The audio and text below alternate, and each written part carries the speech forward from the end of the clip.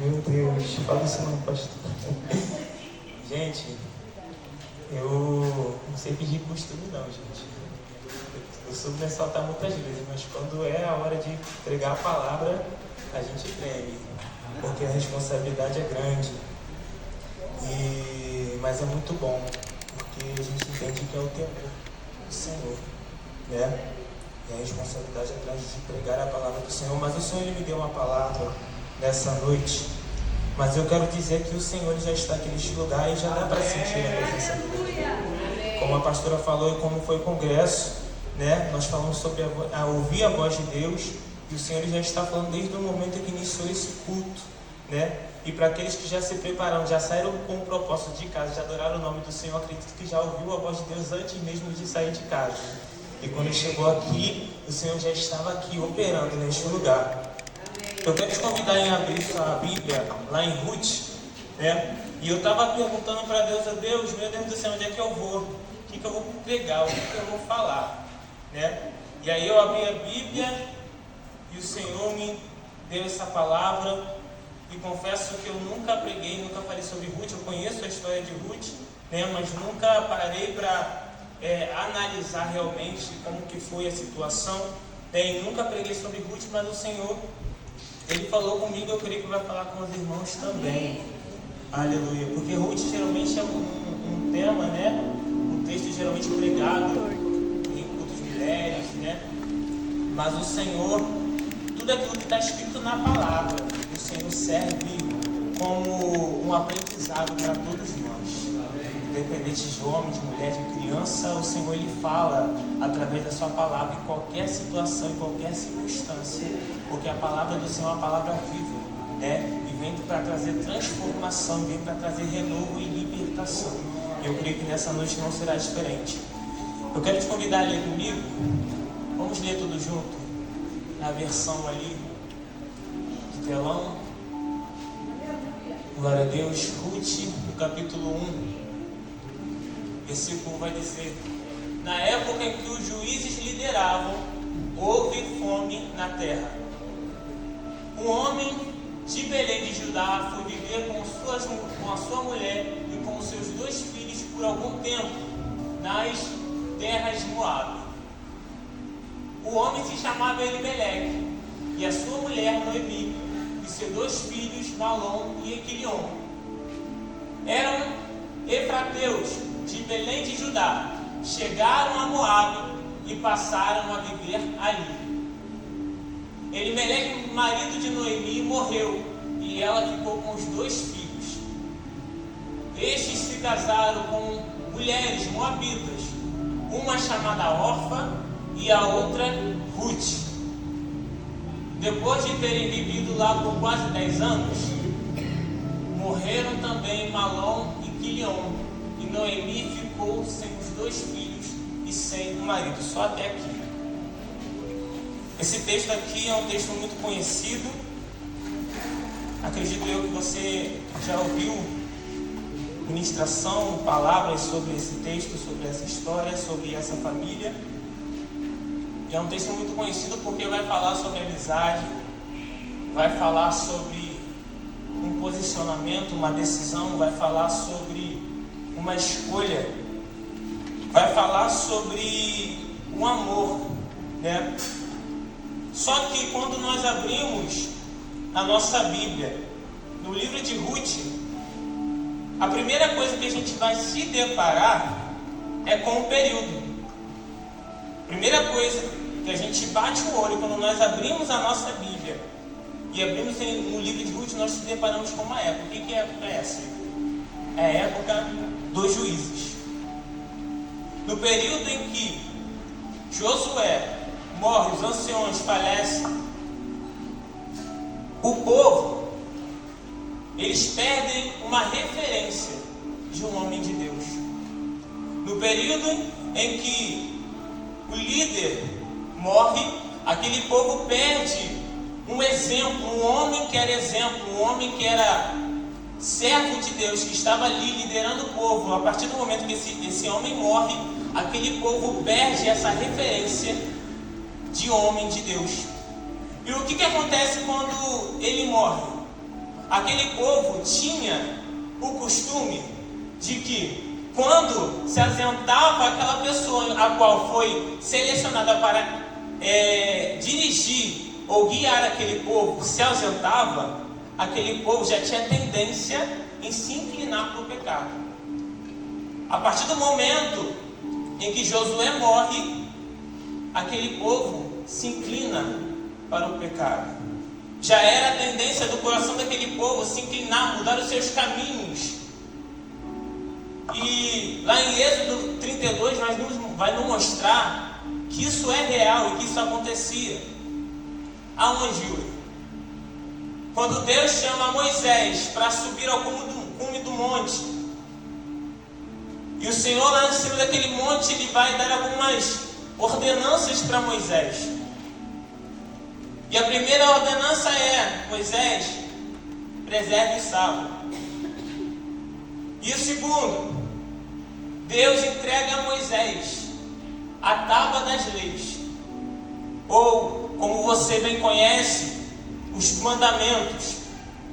Só que entenda que no momento em que Moisés ele está lá em cima do monte, recebendo aquilo que ninguém jamais recebeu da parte de Deus, o povo está lá embaixo, está sob a supervisão de quem? De Arão. Só que entenda comigo, o povo não olha para Arão com os mesmos olhos que olham para Moisés. O povo não olha para Arão e vê o mesmo exemplo que vê em Moisés. O povo não olha para Arão e vê a mesma referência de liderança que eles olhavam para Moisés e via em Moisés.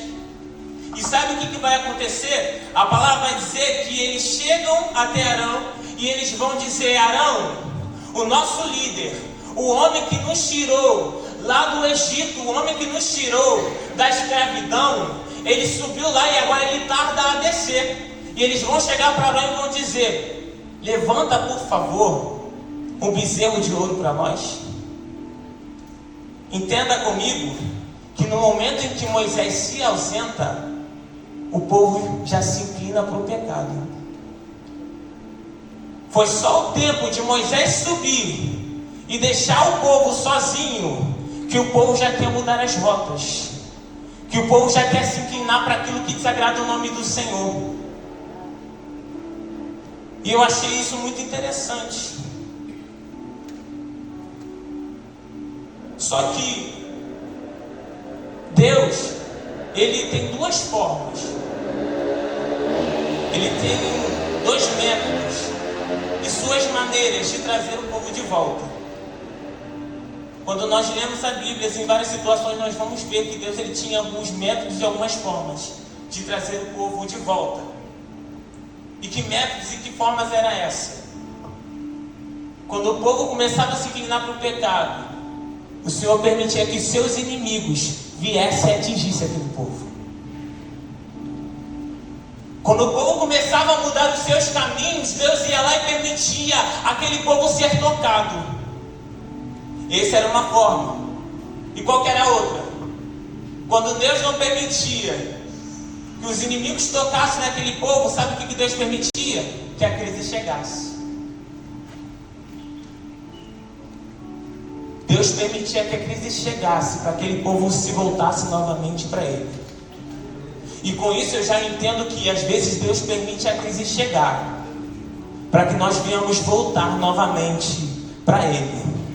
Porque muitas das vezes a gente vai olhar e vai pensar: a crise não é para nos matar, a crise não é para te desmoralizar, a crise não é para te destruir, e a crise não é para poder te envergonhar.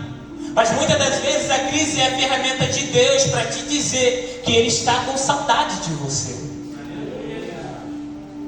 Deus muitas das vezes usa a crise para te mostrar que Ele sente saudades de você. Só que a gente tem na nossa mente que sempre que a gente passa por uma situação difícil, a gente coloca a culpa no diabo. A gente vai falar: isso aí é mal olhado, isso aí é porque estão fazendo macumba para mim, isso aí é porque o inimigo está furioso porque eu sou muito usado por Deus. Não, talvez é Deus tentando te dizer que você está distante, que você parou de orar, que você parou de ler a palavra, que você parou de buscar. Ele está dizendo: ei, volta porque eu não mandei você se afastar dos meus caminhos. A crise muitas das vezes é a ferramenta de Deus para dizer para cada um de nós: eu estou com saudade de você. Não se afaste dos meus caminhos. Não deixe de ouvir a minha voz. Só que eu entendo que a crise, muitas das vezes, é algo que nós não esperamos, mas muitas das vezes é algo que nós necessitamos. E aí, a palavra vai dizer, nós entendemos que aquele povo está vivendo um momento, o período dos juízes. Só que vai chegar o tempo da monarquia. E quando que chega o momento da monarquia? É quando aquele povo vai mudar um pouquinho, eles vão olhar e vão chegar até Samuel. Eles vão dizer: Samuel, os outros reinos, as outras nações têm um rei. Os outros povos têm um rei sentado no trono para poder governar. Por que só nós temos que ser guiados por juízes? Por que a gente tem que ser diferente? Por que a gente não pode ser igual a eles? E aí, sabe o que Deus falou comigo? A gente tem que parar com essa mania de querer se igualar com o mundo lá fora. A gente tem que parar de querer se igualar com o mundo lá fora. Por que a gente não pode ser igual? Porque eu te chamei e te escolhi para ser diferente. Por que eu não posso viver igual o povo lá fora? Porque eu te chamei, eu te escolhi, e a rota que eu escolhi para você não é igual a do mundo lá fora. A direção que eu tenho para você não é a mesma direção que o mundo tem para você lá fora. É por isso que as coisas têm que ser feitas da forma que Deus quer para nossas vidas. Mas aquele povo, ele está olhando, e está olhando as regiões em volta, está olhando as outras nações, eles estão se comparando com os outros povos. E sabe o que eu vejo aqui?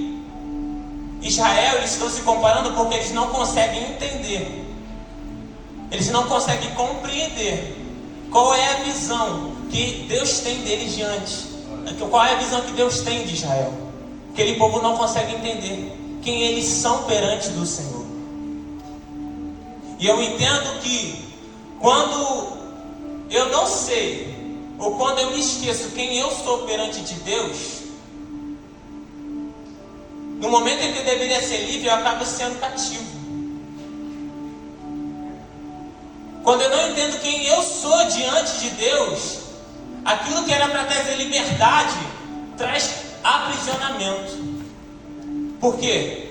Porque nós estamos aqui dentro, mas queremos viver igual o mundo vive lá fora. Porque nós estamos aqui dentro, mas estamos se comparando com quem está lá fora. Ah, porque lá fora pode. Ah, porque lá fora tem. Ah, porque o fulano consegue. Ah, porque eu estou tanto tempo na igreja, não consegui. Mas fulano que está lá fora, que não busca, que não ora, está conseguindo. Deus está falando: para de se comparar. É no tempo dele, é na hora dele, e é da forma que ele quer. O Senhor, ele tem coisas novas para a nossa vida. E o Senhor, ele, muitas das vezes, ele permite que nós não venhamos passar por certas situações para nos aproximar novamente dele. E aí, nós vimos aqui que aquele povo, eles estão vivendo no tempo dos juízes. Só que vai chegar um tempo, e agora a gente entra na palavra que nós lemos,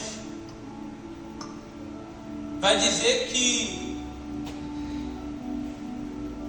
essa lição, esse versículo que nós lemos no capítulo 1 de Ruth, vai nos dar outra lição. E essa lição agora acontece em Belém de Judá.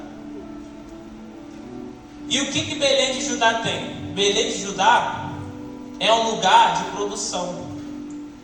É um lugar onde tem frutos. É um lugar onde em constante tempo está produzindo. Muitos lugares não tem pão, muitos lugares não tem alimento, mas em Belém tem alimento. Muitos lugares não tem pão, não tem alimento, mas em Belém de Judá tem alimento.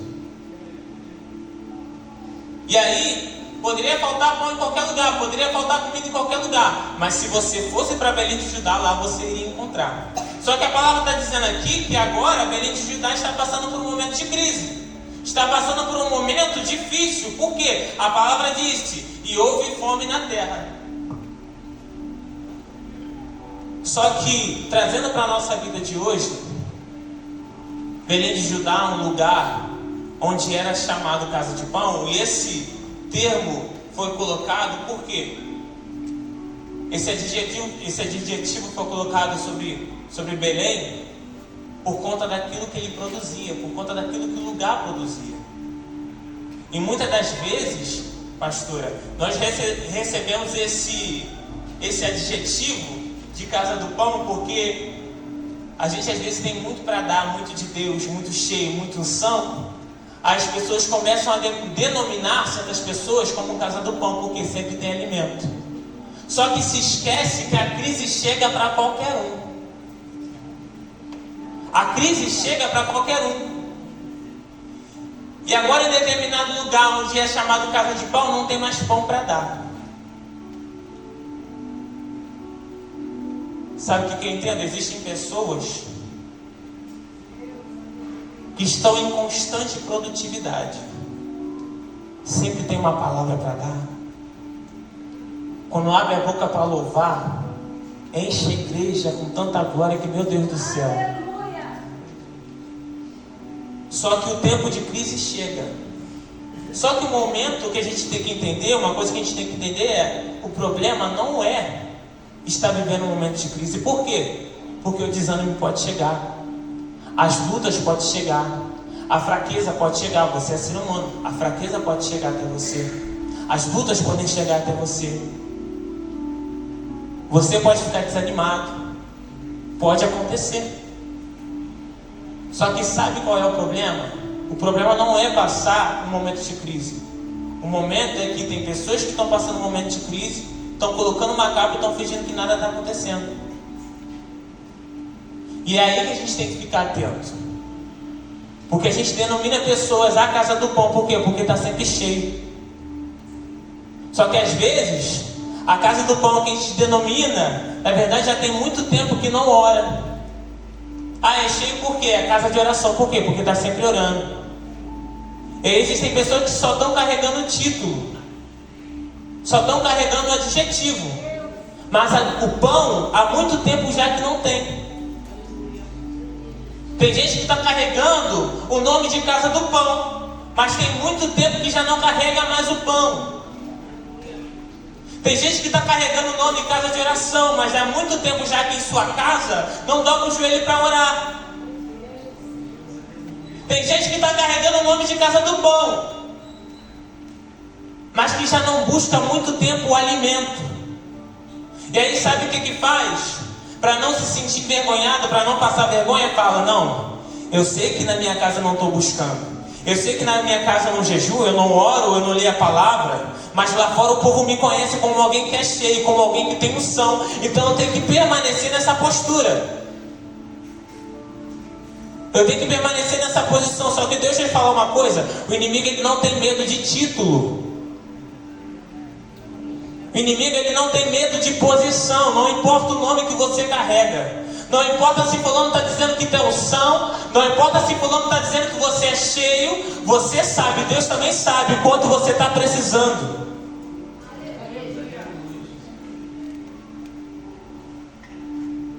Meu convite para nós nessa noite é para nós não ficarmos enchendo nossos olhos com aquilo que aparenta ser. Porque Deus ele usa quem Ele quer. Eu estou aqui hoje, estou louvando o nome do Senhor. Os irmãos podem olhar para mim e falar: Yuri é abençoado, mas o irmão não sabe como é que é minha vida. Então, hoje em dia a gente vê a gente exaltando muitas pessoas. Num culto, num congresso, a gente vê uma exaltação sobre certas pessoas que a gente pensa, nossa, essa pessoa aí carrega o pão, carrega o alimento. Mas por quê? Foi intitulado dessa forma. Mas a gente não sabe como é que é o dia a dia. Mas o Senhor está nos chamando para nós atentarmos. Porque o Senhor, Ele conhece o nosso coração e Ele sabe quanto que nós precisamos. Eu sei que você foi intitulado como Casa do Pão, como alguém que traz alimento para outras pessoas, alguém que levanta outras pessoas, mas agora quem está precisando ser levantado é você. Então, aceite a realidade e volte a me buscar de novo. Aceite a realidade e volte a orar de novo. Aceite a realidade que você caiu, que você está precisando, que você está em crise e você precisa de novo voltar ao primeiro amor. Aceite a realidade que você está passando por um momento difícil. Eu sei que você é a Casa do Pão. Eu sei que por muito tempo você ajudou muitas pessoas. Eu sei que por muito tempo você louvou. Eu sei que por muito tempo você orou. Você fez grandes coisas em meu nome. Só que agora entenda, você está passando por um momento de crise. Não adianta querer segurar essa máscara. Por quê? A gente precisa acordar para a realidade e aceitar a realidade. Aceitar como a Senhora. O filho pródigo. O filho pródigo estava na casa do pai. E ele sai da casa do pai. E até então, ele está com dinheiro, está vivendo a vida. O pessoal está em volta deles, amigos, né? As mulheres estão em volta dele, estão elogiando. Tá show, esse cara é 10. Só que chega um tempo que a crise chega para aquele jovem. E aí, sabe o que vai acontecer? No momento em que ele está lá, comendo a bolota dos porcos, ele vai cair em si. Ele vai acordar para a vida e ele vai dizer: ei, eu poderia estar na casa do meu pai. Eu não vou ser orgulhoso aqui. Eu estou comendo a bolota dos porcos, vou ser orgulhoso de dizer que está tudo bem, que eu estou por cima. Não estou por cima. Eu preciso entender que eu preciso retornar de novo à casa do pai. Nós precisamos entender que nós precisamos retornar à casa do pai. Quando a crise chegar até você, quando as lutas chegarem até você, e a situação e as circunstâncias não forem a que você espera, ei, aceite a realidade e retorne à casa do pai. Não tente colocar uma máscara e dizer: não, eu sei que eu estou precisando buscar, eu sei, mas eu vou colocar uma máscara, eu vou fingir que está tudo bem, eu vou fingir que eu estou cheio do Espírito Santo, eu vou fingir que eu estou lendo a Bíblia todo dia, eu vou fingir que eu estou adorando a Deus todo dia. Ei, não precisa disso, Deus conhece o teu coração. Até porque a gente entra aqui e a gente consegue enganar qualquer um que está aqui. Eu consigo enganar um pastor, eu consigo enganar qualquer um. A gente só não consegue enganar a Deus. Então, essa parábola do filho pródigo vem para nos ensinar que no momento em que você cair, você não precisa tentar manter as aparências. Você pode retornar para a casa do pai. Porque você até é Belém de Judá, fornece alimento, mas agora quem está precisando de alimento é você. Você é Belém de Judá, fornece alimento, tem palavra, tem oração, tem louvor, mas agora quem está precisando buscar alimento é você. Quem está precisando buscar alimento sou eu. Então, no momento de luta, no momento de crise, volte a buscar o alimento. O alimento é quem? É o Senhor. É a palavra dele. Eu creio que nós somos renovados quando nós buscamos o nome do Senhor. Enquanto eu estava lendo essa palavra, o Senhor estava me dando aquele louvor. Toque-me de novo, enche-me de novo. Eu não me vejo sem tua presença. Toque em mim de novo, enche-me de novo. Eu não me vejo sem tua presença. Nós não podemos viver sem a presença de Deus. O Senhor está falando para nós nessa noite, não precisa manter as aparências. Você vai voltar a frutificar novamente. Você vai voltar a dar fruto novamente. Você só não pode parar de me buscar. Você só não pode parar de adorar o meu nome. Você só não pode parar de exaltar o meu nome. Você vai voltar a frutificar. Só que enquanto você tenta manter as aparências, você vai ficar aí comendo a comida dos porcos. Enquanto você não cai na realidade, você vai continuar na mesma situação. E quando que a situação muda? Quando eu aceito a realidade, eu entendo que eu preciso voltar, eu entendo que eu preciso retornar, eu entendo que eu preciso buscar, eu entendo que eu preciso orar, e eu entendo que eu preciso ouvir a voz de Deus, como foi falado aqui no começo. Quando eu aceito a realidade e eu retorno, aí eu volto a frutificar. Aí nós lemos que chegou a fome em Belém. E aí a palavra vai dizer, lá no versículo 2, coloquem no versículo 2, vai dizer que Elimeleque, o homem se chamava Elimeleque, e sua mulher Noemi, os seus 2 filhos Malom e Quilion, pode passar? Eram efrateus de Belém de Judá. Chegaram a Moabe e passaram a viver ali. Quando eles saem de Belém, eles saem não porque eles queriam.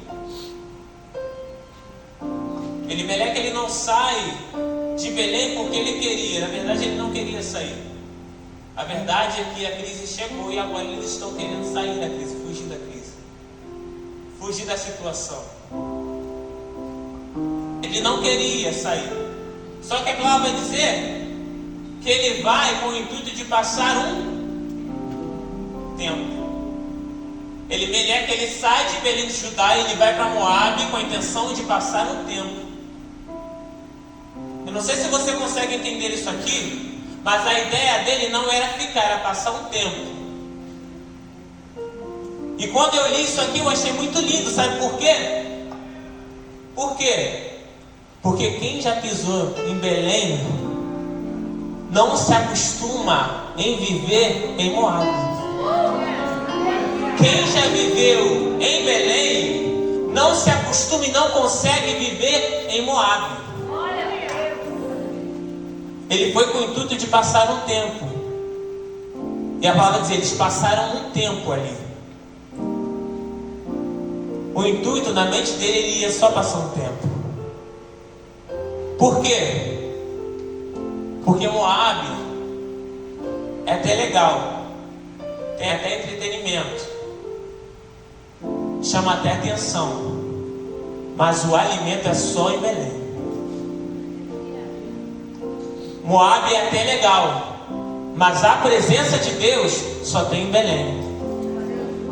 Moabe é até legal, mas a glória de Deus está em Belém.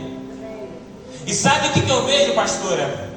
Eu vejo que tem muitas pessoas que estão saindo da presença e querem passar um tempinho lá fora, estão com esse pensamento: não, eu vou lá fora só para poder passar um tempo, depois eu volto. Existe uma crise aqui dentro, aconteceu um problema aqui dentro, então eu vou lá fora, quando o problema se resolver eu volto. E vou dar uma voltinha lá fora enquanto as coisas se resolvem. Enquanto a crise passa, eu vou ali em Moabe. Eu experimento as coisas que tem lá para mim. Eu vivo as coisas que Moabe tem para mim. E depois eu volto. Só que nessa palavra nós vamos ver, nós vamos entender que às vezes pode não ter volta. A ideia de Elimeleque era ir passar um tempo. Só que não deu tempo dele voltar para casa. Eu não sei se você consegue entender isso aqui, mas o Senhor está dizendo para você nessa noite, porque aquilo que você precisa está aqui. Para de querer gastar seu tempo lá fora. Para de querer gastar seu tempo pensando naquilo lá, nas coisas lá fora, naquilo que são passageiros. Porque o alimento que você precisa está aqui dentro. Alamanasúria.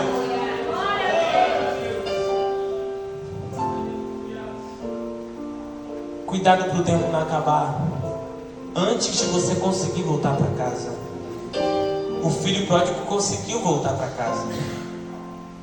E quando ele chegou em casa, ele foi recebido muito bem. E aí a palavra vai dizer que logo após Elimeleque morrer, seus 2 filhos também vão morrer.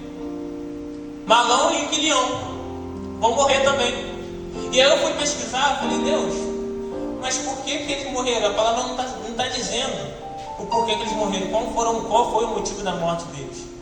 Eu comecei a pesquisar, falei, não, deixa eu achar, porque deve ter algum motivo. Os 3 morreram. E não está dizendo o motivo da morte deles. Mas sabe uma coisa que eu encontrei enquanto eu estava estudando e pesquisando? Eu encontrei o significado do nome de Malom e Quilion. E sabe o que Malom significa? O nome Malom significa doença e fraco. E Equilion, sabe o que significa? Definhando. E saúde debilitada.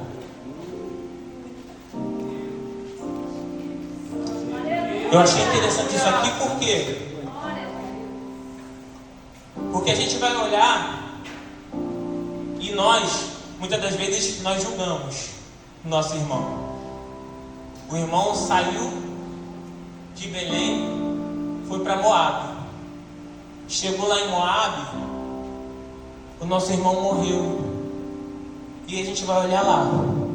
Ficou fraco porque foi para Moabe. Caiu porque foi para Moabe. Morreu porque foi para Moabe. Só que eles já eram Malom e Equilion antes mesmo de sair de Belém. Sabe o que eu entendo com isso? Que já tem gente fraca dentro de Belém. Já tem gente morrendo dentro de Belém. Para você entender, tem pessoas aqui dentro. Não precisa sair lá fora para morrer, não. Não precisa sair lá fora para poder cair, não. Tem gente que está aqui dentro que já está fraco. Tem gente que está aqui dentro que já está desanimado. Tem gente que está aqui dentro que já está prestes a morrer. Mas aí a gente vai indagar e vai questionar: mas por que só morreu lá fora? Se eles já estavam fracos, já estavam morrendo aqui dentro, por que eles não morreram aqui dentro? Por que só morreram lá em Moabe? Por que não morreram aqui dentro? Aí eu estava lendo a palavra, que aí o Senhor mandou eu abrir, sabe aonde? Lá em Salmos 91 vai dizer: aquele que habita no esconderijo do Altíssimo, a sombra do Onipotente descansará. Está fraco, mas enquanto está debaixo do esconderijo do Altíssimo, está desanimado, mas quando está debaixo das minhas asas, não morre. Está fraco, mas quando está debaixo da minha presença, não morre. Não importa o nome que tem, não importa o significado, não importa o que falaram, não importa qual foi a maldição lançada, não importa. Se está debaixo da minha palavra, não morre.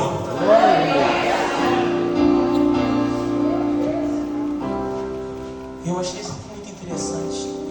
Eu falei: Jesus, é assim mesmo. Quantas vezes nós não estamos dentro da igreja, tão distantes da tua presença, tão fraco, tão desanimado.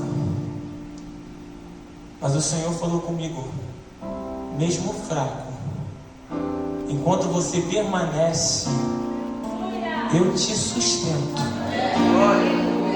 Mesmo fraco, enquanto você permanece, eu não te deixo morrer. A prova disso é que Elias está no deserto, está com medo, pedindo a morte. Deus envia o anjo: toma, tem pão e tem água para você. Porque enquanto você estiver debaixo do esconderijo do Altíssimo, Ele envia o anjo para te alimentar. Enquanto você está debaixo da promessa dele, ele envia o anjo para te alimentar. Glória, aleluia.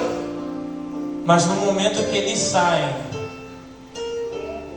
e vão para o lugar, já está fraco, está doente, mas escolhem sair debaixo do esconderijo do Altíssimo, a palavra vai dizer que o inimigo ele fica ao nosso derredor. Ele está ao nosso derredor porque quem está ao nosso redor são os anjos do Senhor nos guardando. Mas no momento em que você sai, e se distancia da presença, o inimigo ele tem poder para chegar perto de você e tocar em você.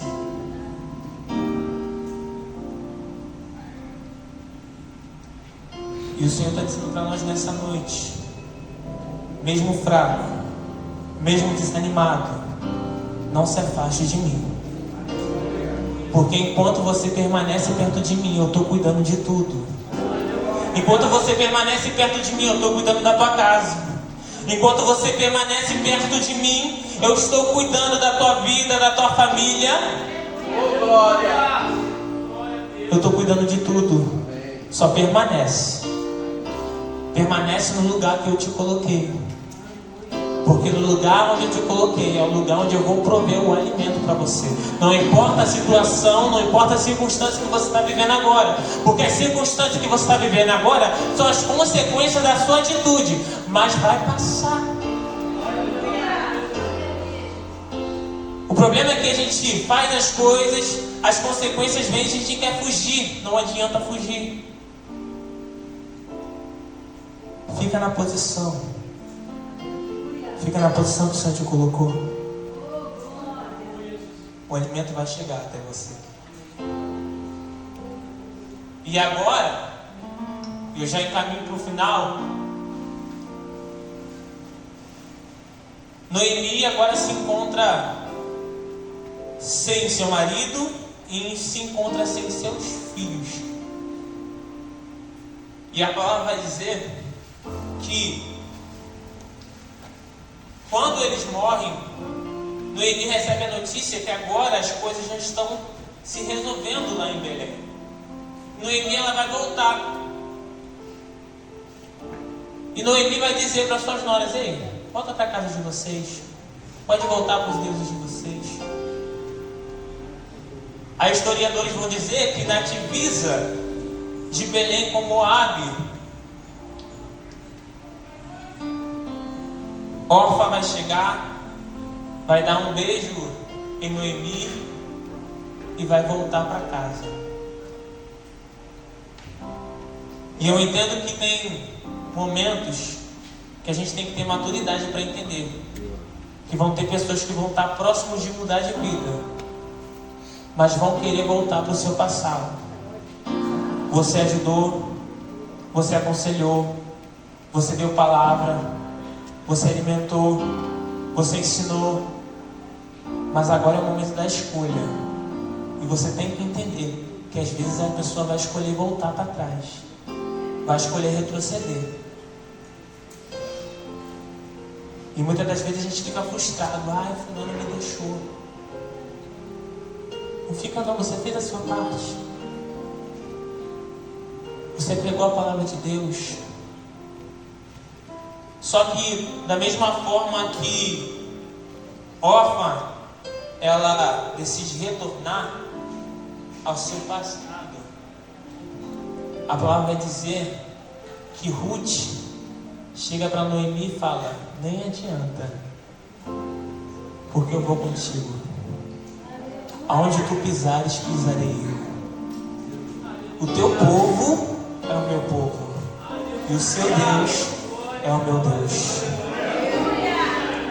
Existem pessoas que vão te deixar no meio do caminho, mas foca em quem escolheu caminhar contigo.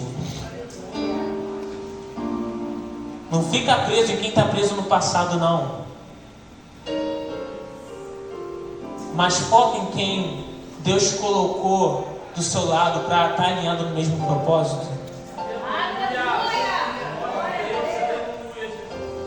Porque a gente vai olhar para Ruth e a gente não vai entender. Por que Ruth ela escolhe voltar com Noemi? Não tem porquê. Noemi está passando um tempo difícil. Noemi perdeu seu marido, perdeu seus filhos. Ela está passando um tempo difícil. Então para que ela vai querer ficar com Noemi? Geralmente a gente gosta de estar com quem está por cima, né? Com quem está com tudo. Mas Ruth ela escolhe ficar com Noemi, alguém que está passando por um momento difícil em sua vida. E aí eu entendo que Ruth ela escolhe ficar com Noemi não por causa daquilo que Noemi estava vivendo, se era bom ou se era ruim. Ela decide ficar com Noemi porque ela via a capacidade de Noemi permanecer firme mesmo em tempos de perda. Ela viu a capacidade que Noemi tinha de permanecer firme mesmo em tempos de batalha, mesmo em tempos de guerra e mesmo em tempos de fraqueza. E aí eu lembro que quando eu retornei aqui para Boas Novas, alguns anos atrás, eu lembro que a igreja estava passando por um momento difícil, né, pastor João? A igreja estava passando por um momento difícil, de muitas perdas, vamos colocar assim. Só que uma coisa que me chamou a atenção é que em meio a tantas perdas, o pastor João ele tinha a capacidade de continuar. E o que me fez continuar também é porque eu olhava para ele. Eu via, esse aqui não para. Veio a pandemia. Muitos lugares que até então era cheio, estava cheio da presença, mas que no meio da pandemia estava de porta fechada. Mas no momento em que a igreja estava vivendo um momento difícil, as portas aqui nunca se fechavam. E aí eu entendo que tem pessoas que vão querer caminhar contigo porque eles veem em você a capacidade de permanecer de pé em meio ao seu tempo de fraqueza, mesmo no seu tempo de luta. Existem pessoas que vão querer caminhar contigo porque eles enxergam a essência do Senhor em você. E é por isso que o Senhor, né, a palavra do Senhor vai nos ensinar que nos momentos de luta nós precisamos continuar adorando. Nos momentos de fraqueza, o Senhor está dizendo, é nesse momento que eu te faço forte. Continua. Se coloque de pé. Glória, aleluia. Noemi, Deus, aleluia, Jesus.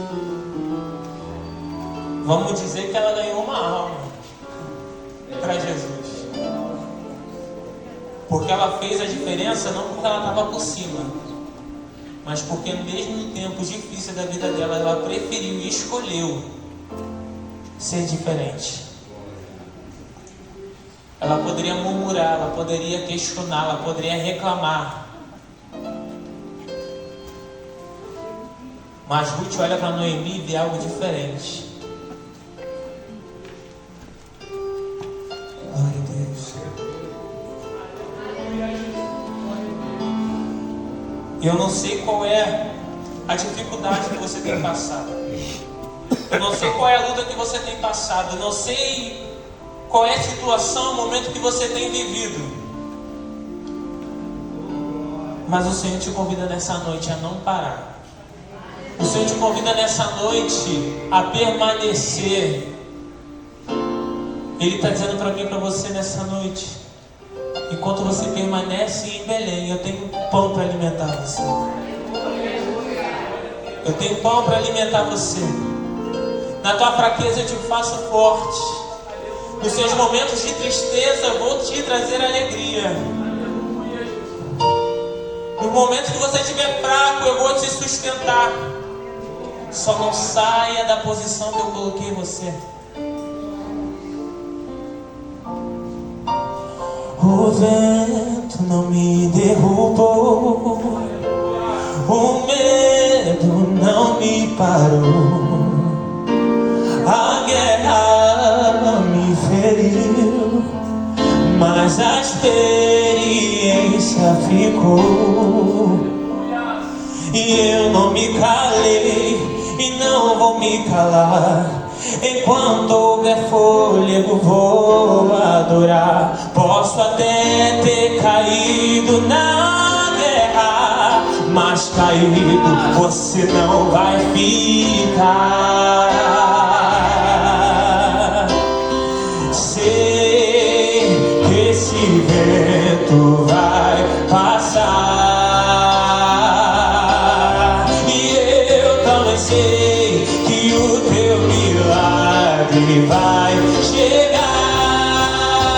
Toma disso, eu sobrevivi, adorando, sobrevivi, confiando, sobrevivi, eu não desisti, Deus cuida de mim.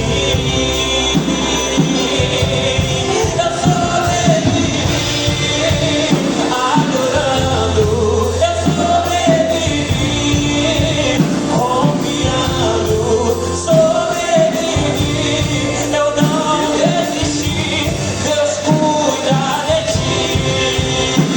Deixa eu te dizer isso aqui. Ele cuida da tua casa, cuida da tua vida, Ele cuida do trabalho, Ele cuida da família, Ele cuida do ministério, Ele cuida da saúde, Ele cuida dessa igreja, Ele cuida de ti.